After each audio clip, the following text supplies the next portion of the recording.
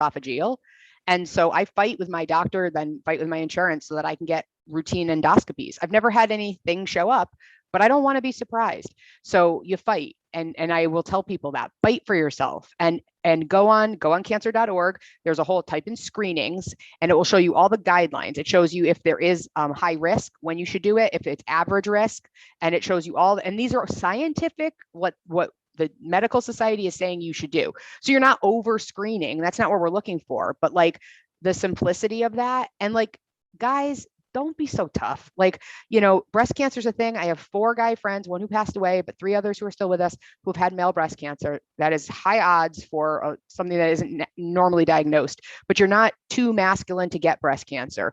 We now have gender changes with transgender individuals. Remember, when you look at screening processes, it's what you were born with. So if you were born with a cervix, even if you are identifying as a male, if you were born with a cervix, you have to get be aware of cervical cancer. There's if you're transitioned to a woman and you identify as female, but you were born male, you have to have prostate checked until you've gone through physical transformation. And if you have those organs and those parts, there's a lot. It's all changing and it's changing fast. And if you're listening and you're in the medical world, consider updating your documents so that when a man comes in to a breast cancer treatment, it doesn't say when was your last menstrual cycle.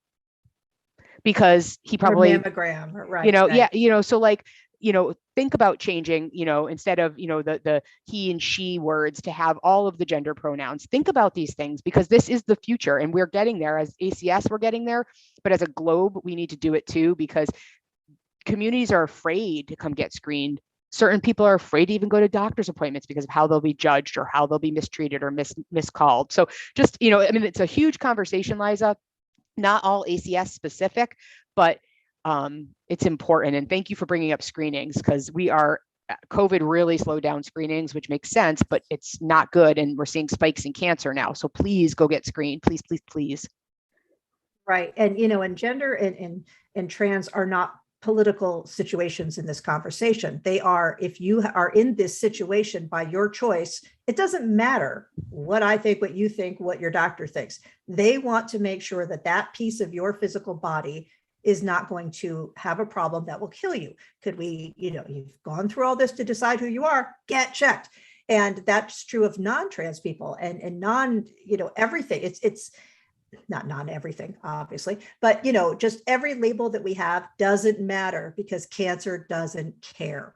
So sadly, I work for I work for the one charity that doesn't discriminate at all. Like, you can be rich, you can be poor, you can be old, you can be young. And people don't realize we also do a whole initiative called Gold Together that I'm involved with, that raises money and resources and research for pediatric cancer.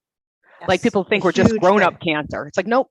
From birth to passing, cancer, that's us. We're everything. We're all of it. So right. And I don't want to stop talking with you. I could talk for 2 more days. Well, and I will keep you on and do a second episode, except that I have to be somewhere too. So at some point I have to take the dogs out in the snow and walk them. So time to put my boots on. I know we don't have to talk about the snow that out because this is evergreen, but yeah, I have to take the dogs out at some point. So they're not as patient about my podcast. So no, I think we definitely should have you back on. I think we should definitely talk about this again. Maybe have some kind of maybe put together some kind of event. I'll have to talk to you about how to start a Relay for Life because I don't think our town has one.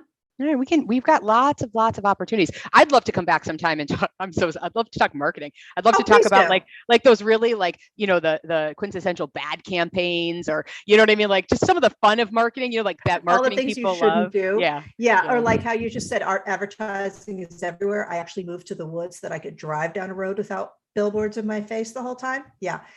Okay. So thank you so much. This has been fantastic. We're going to put some videos up. We're going to put some information in the group about how to reach you. And I'm going to put this information in the public areas, obviously, too. So excited. And thank you so much for being here today. Whew, another great episode, another great conversation. Thanks so much for hanging out with us today. And I hope we brought some value, a smile, and an aha moment to you with this episode. If you head over to my website, LizaSivekMarketing.com, you can also join me at my next workshop, how to make your marketing do more in less time, geared toward six-figure business owners or those who want to show up higher in Google results and get more marketing bang for their buck. Come find out how, plus tips and tricks on making your marketing more Google friendly in this workshop. You can register at lizasivekmarketing.com or via our social media links. See you next time. You've been listening to Marketing Myths and Magic, part of the Xvadio Podcast Network. You can catch this podcast as well as the rest of the network at xvadio.com/podcasts, as well as the Apple Podcasts app, Google Podcasts, Spotify, iHeartRadio, Stitcher, Amazon Music, Audible, YouTube, and wherever you find podcasts.